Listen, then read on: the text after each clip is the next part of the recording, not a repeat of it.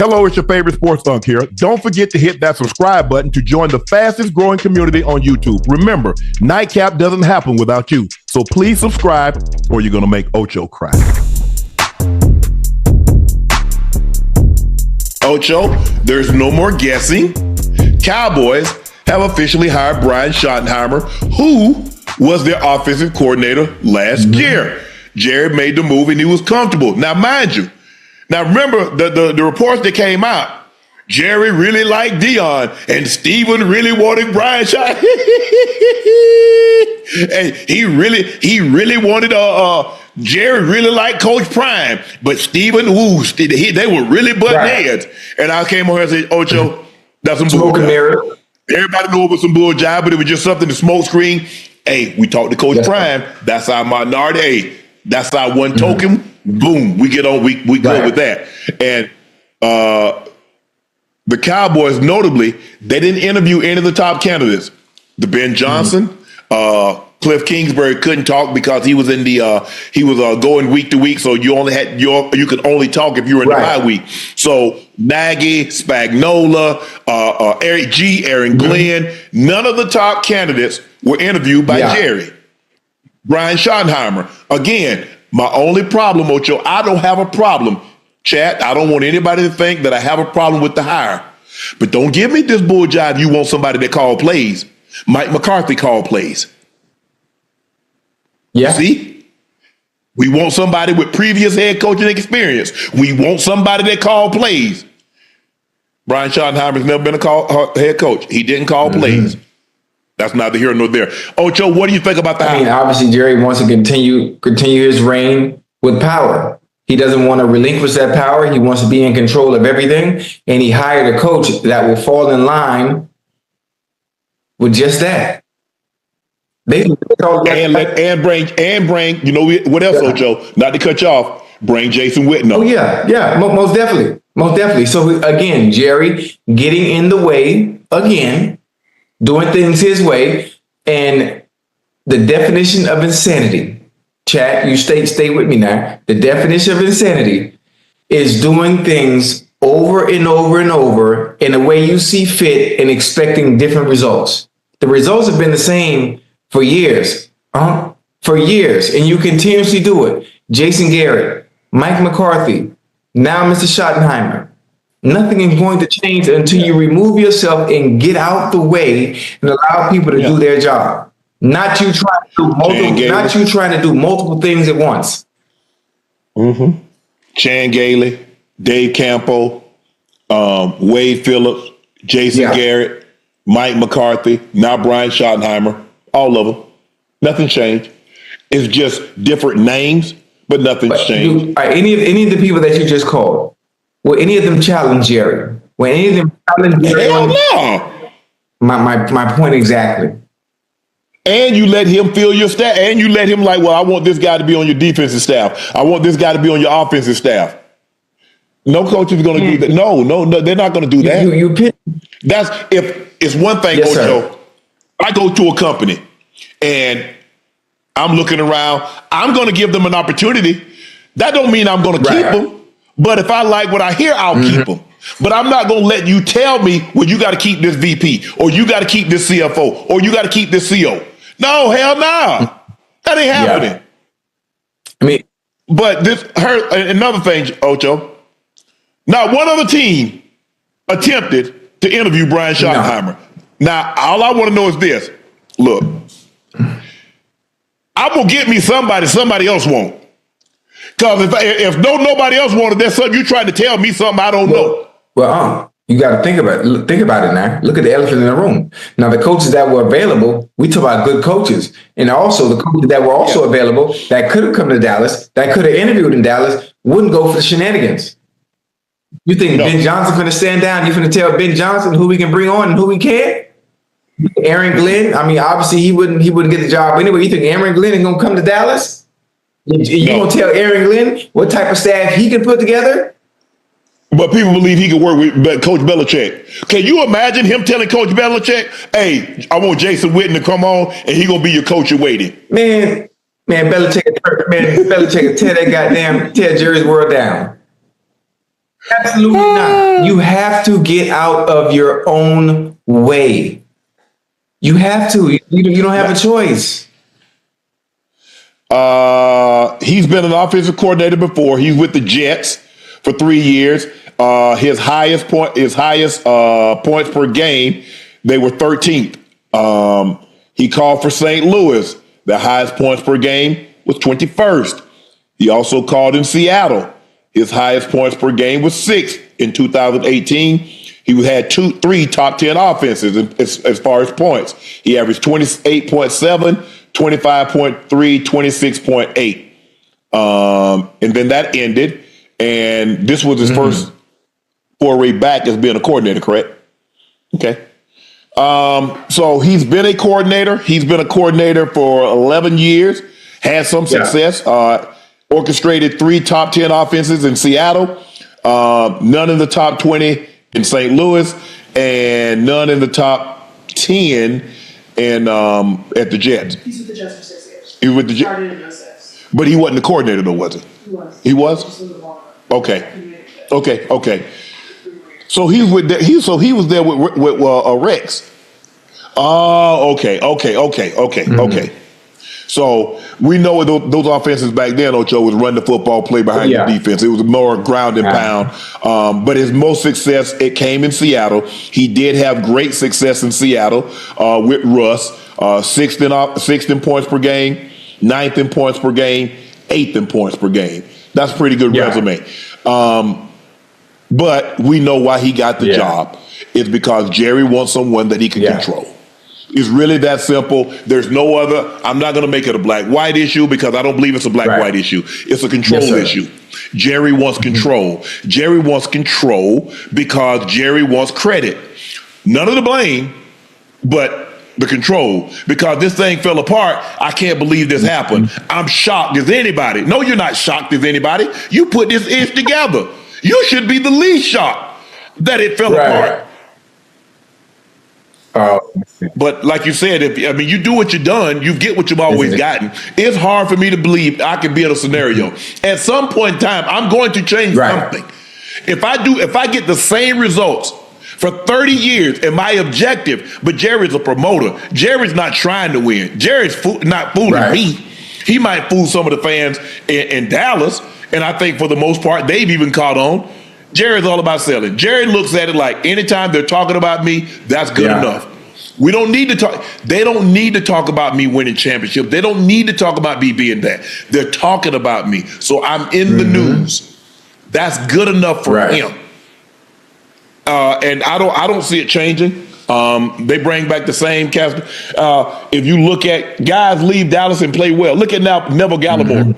He went to the Rams, ball out. I'm just saying, they make a trade for a guy at Carolina. Mingo. They give a 4th round draft pick, and the guy had how many catches? He might have had 4 catches the rest of the Mingo. Yes. Yeah, obviously, man. Listen, I don't know what Jerry is doing. I can't question it. I've been around football for a very long time. Obviously, not as long as you have, and not as long as he has. He's an owner. He's a GM. Hell, he's every goddamn thing. He just thinks his way always works. And the fact that he wants credit is just beyond me. You know, when you can look at the landscape of the NFL with all the owners that consistently win, all the other franchises where they win consistently, you know, the Packers, the Bills, the Chiefs, the Steelers. I mean, teams that have a rich history in winning, you know, in the past. The Eagles. Everybody's going to the championship since he's been. You don't see any of the owners front and center, making decisions, you know, pigeonholing head coaches, not allowing them to pick their staff, people that they work well with. I mean, all that matters. All that matters. And the fact that control and credit is what he wants is ridiculous. And it's but if you know the franchise. Jerry has probably, let's just say for the sake of it, let's just be safe. He owns 10 other businesses. How many of those businesses do you think he hands on? Probably none. None, because he doesn't know. Right. But yet, he thinks he knows football. But he's been around football the longest, so he feels like he knows it. Boost Mobile is now legit nationwide 5G network. So I have to take a break from all the jokes here for just a second and put my serious voice on, because I would never ever joke about a 5G network that has invested billions in building 5G towers across the country. Not even once. Not even if Mr. Boost Mobile himself asked me to. There's nothing funny about it. Boost Mobile is now legit nationwide 5G network and also provide coverage across 99% of America. Seriously. Visit boostmobile.com or your nearest Boost Mobile store location to learn more. Boost Mobile network, together with our roaming partners, covers 99% of the U.S. population. 5G speed, not available in all areas. Yeah, I've been around a plow. It doesn't make me a tractor. What the hell you talking about? Just because you around something. Hey, as a matter of fact, Ocho, I'm sleeping in my garage tonight. That don't make me a car. Yeah, that's a good one. I got you. I'm just trying to figure out what makes him think he knows just because you're around something. Hell, Ocho, if somebody gonna give me the scouting report, I can read off what they wrote down. You think Jerry going to the Senior Bowl and out there looking and Scott got his notepad like, okay, guy got great pad level, drops his hip, great transition, change of direction. Oh, he bends the edge really well. I like the way he button press. Yeah, he don't know. He not. Hell no. He's not detailing sharp like that, obviously. Hell no. But there are guys that do. What's the guy name that runs the Cowboys? Will McClay. Will Clay. He knows. Yeah. He writes the notes, gives them to Jerry, and they have a little selection. Okay, and who do we think is going to be available when we select? At the time we select, they give them a list of names. Everybody have their thing. Well, Jerry, this is what we need. Okay, Jerry, this is what we need. Bruh, Michael Parsons fell in your lap. You ain't do nothing. CD fell in your lap. Come on, bro. That ain't nothing. They failed to you. They had an agreement. Devontae Smith, the Eagles wanted Devontae Smith. They're like, hey, we'll trade up. Just don't bother him. We'll let y'all trade.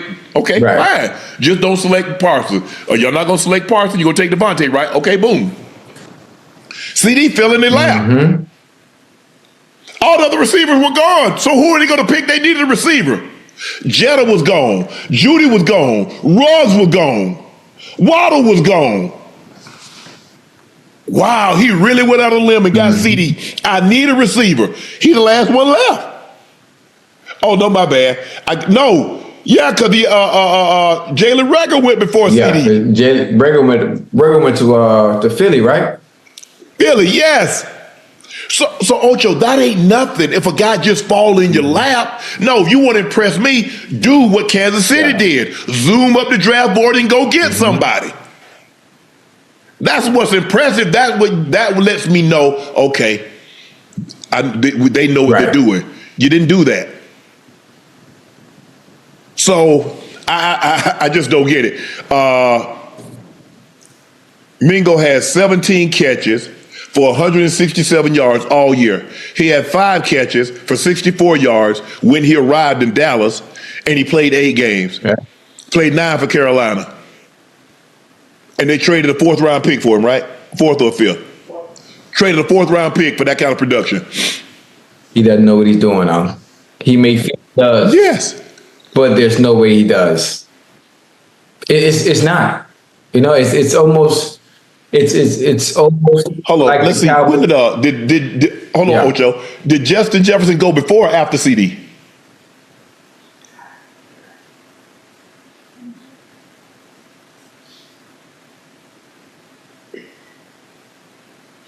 He went a pick after? He went after Jalen Reagor too. Yeah. He went 22nd. He went 22nd. CD 17. Oh, so you went CD and Justin Jefferson went 22nd. Check the numbers out. Right. Look at the numbers between the two. But he know football. Yeah. Not that CD is a bad, because CD is a number 1 receiver. Yeah, absolutely. But I don't know very many people that's taking CD over Jetta. I mean, listen, Maybe Cowboy fans, but I'm talking about if you poll GMs, you poll all 32 GMs, it says, okay, you got Jetta or you got CD. Because right now, people are going to take Chase and Jetta. They won two. Both of those guys were unanimous first-team All-Pros. There weren't a whole lot of unanimous first-team All-Pros, but those two guys were two of them. And Jetta's damn near been an All-Pro every year, except last year, he got nicked. He went over 1,000 on Troy, missed like 7 games. Can you imagine what his numbers would have been? If he had, ain't nobody close to him. His first 3 years, his first 4 years, his first 5 years. Nobody is close to those numbers.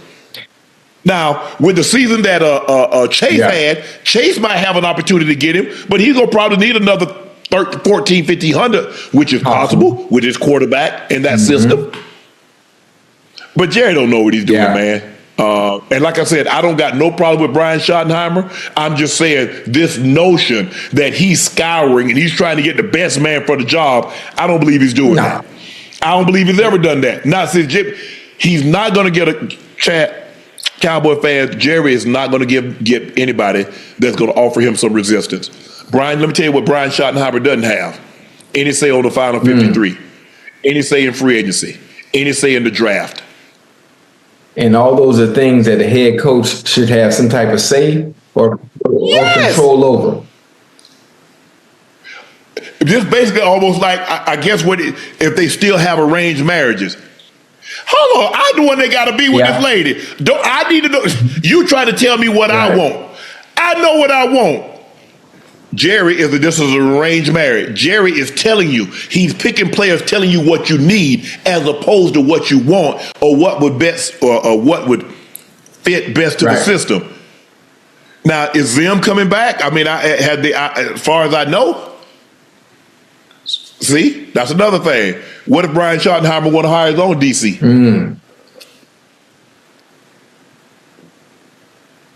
No, that's crazy. I mean, listen, it's crazy the way things are run. Obviously, Jerry has the power. We understand that. He's going to exercise that right and that power at every turn and every chance he gets. Every chance and every turn he gets. He's killing his own franchise. He's killing his own team. He just doesn't get it. And look here. It's hard to say CD ain't top 5. He's top 5. Yeah, I agree with you. I mean, 1-2. I think you and I are in agreement. 1-2 Jetta, Chase Jetta. It goes year to year. Last year it was Jetta. I mean, last 2 years, but the first couple of years it was Jetta. Chase has been gangbusters, triple crown. Triple crown? I mean, this was Chase's third year. So it's not very many guys that get an opportunity to win the triple crown so soon. Smitty won it in 2005. So that was close to it because Smitty came in 01. 1, 2, 3, 4, 5. So his 5th year. My brother won the triple crown. He came in 88. So his 5th year. Jerry came in 85. He won the triple crown in 90 in his 6th year. Cooper Kupp. What year was Cooper Kupp when he won the triple crown? Could have been no more than 3. 2021? 2021, I think. If I'm not mistaken. When was Kupp drafted? 19? He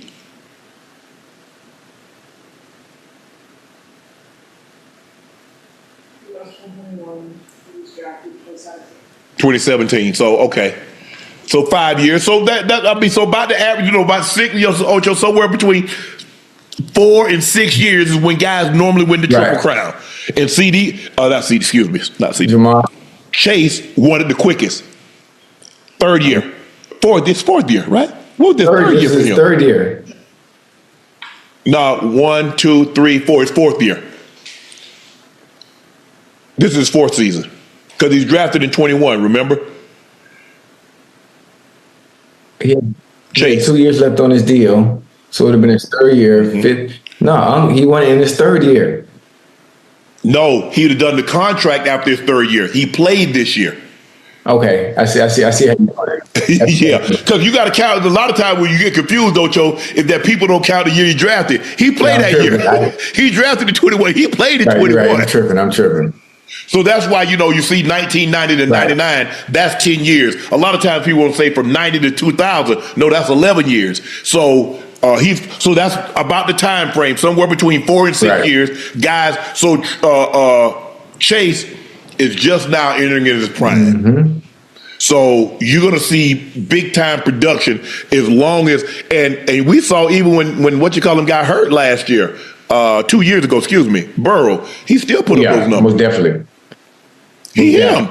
And that's what I'm seeing. When you got a guy, Ocho, and I don't have to alter anything, he's him. I ain't gotta stack him. I ain't gotta punch him. I ain't gotta put him in motion. I can just call a play and say, son, go get open. I can put him in the slot. I can put him out wide. Yes, I can put him in motion. Yes, I can stack him. He can run shallow. He can run deep. He got intermediate. He's great after the catch. He can high point the ball. Everything. What am I gonna complain about? And you know what? What's funny is maybe it's a handful of receivers that can do that, man. Only a handful. Only a handful of them. That's about only a handful, and literally a handful. Yeah. You know, and people in the chat might not understand what you mean. Hey, listen. Take a 5-yard route and turn it to an 80-yard spectacular. Man, every time you mess around and take a bad angle, mess around and miss a tackle.